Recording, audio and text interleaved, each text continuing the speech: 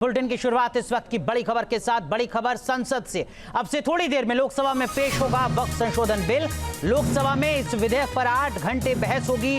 ये business advisory committee में तय हुआ है। हालांकि लोकसभा स्पीकर के विवेक के आधार पर यह समय और ज्यादा बढ़ाया भी जा सकता है। लोकसभा में बिल का समर्थन करेगी जेडीयू और टीडीपी। इसका सीधा मतलब ये कि लोकसभा में इस विधेयक के पारित होने में किसी तरीके की कोई दिक्कत नहीं होगी। कांग्रेस और एसपी ने इस बिल का विरोध करने का ऐलान किया है।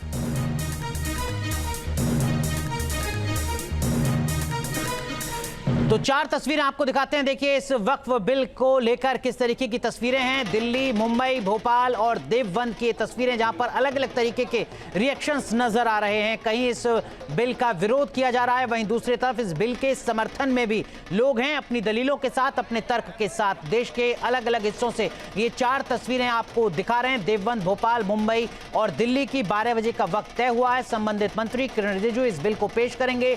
8 घंटे चर्चा होगी। तमाम राजनीतिक दल लोकसभा में अपनी अपनी बात कहेंगे। अपनी संसद में जिस तरीके के सदस्यों की संख्या है उसी आधार पर उनकी पार्टी को वक्त मिलेगा लोकसभा में अपनी बात कहने का। इसका सीधा मतलब यह कि भारतीय जनता पार्टी के सांसदों को ज्यादा वक्त मिलेगा, कांग्रेस पार्टी को दूसरे नंबर पर वक्त मिलेगा और जो जितनी छोटी पॉलिटिकल पार्टी होगी उसी आधार पर उसको उतना वक्त मिलेगा। ये सीधी तस्वीरें दिखा रहे हैं आपको लोकसभा की। आप सभी लोग बैठिए please. Pertain to Ministry of Information and Broadcasting. Thank you.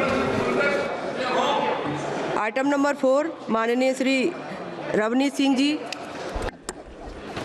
Respected sir, I raise to lay on the table of the House the papers mentioned against my name at serial number 4 in today's revised list of business. Thank you.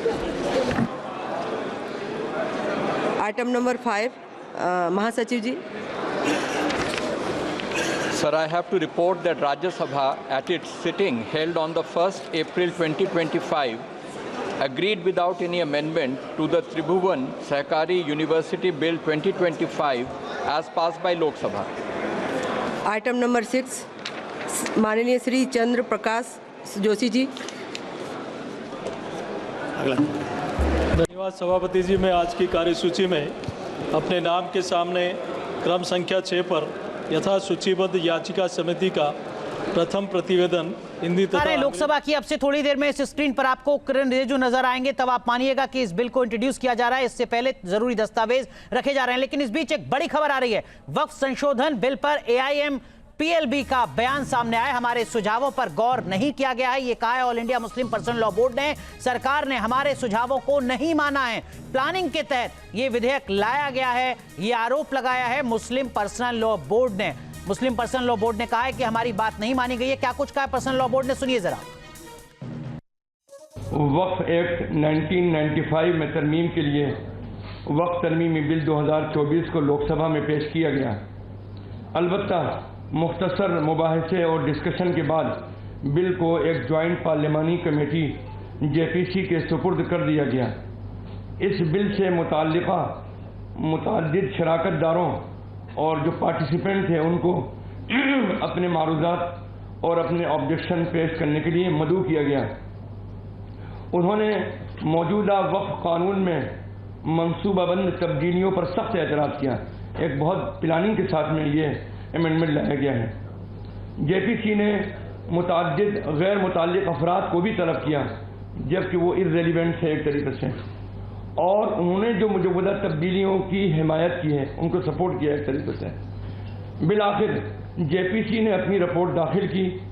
इस bill में बराए नाम नज़रसानी की गई।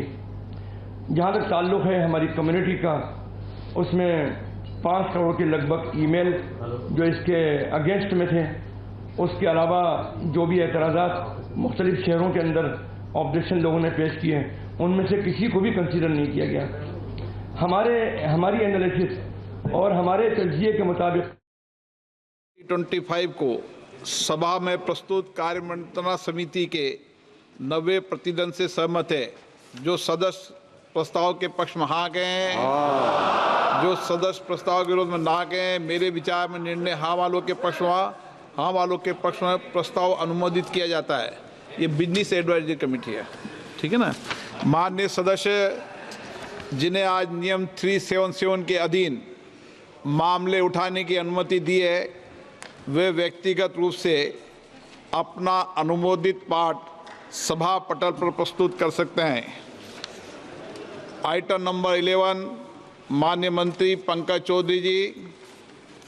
अध्यक्ष महोदय, मैं अपने वरिष्ठ सहयोगी श्रीमती निर्मला सीतारमण जी की ओर से प्रस्ताव करता हूं कि आज की संशोधित कार्यसूची में मत संख्या 11 में वर्णित बैंककारी विधियां संशोधन विधेयक 2024 में राज्यसभा द्वारा किए गए संशोधन पर विचार किया जाए। प्रश्न है कि लोकसभा द्वारा यथा पारित बैंककारी विधियां संशोधन विधेयक 2024 में राज्यसभा द्वारा किए गए संशोधन पर विचार किया जाए। जो सदस्य इसके पक्ष में हाँ कहें, जो सदस्य विरोध में ना कहें।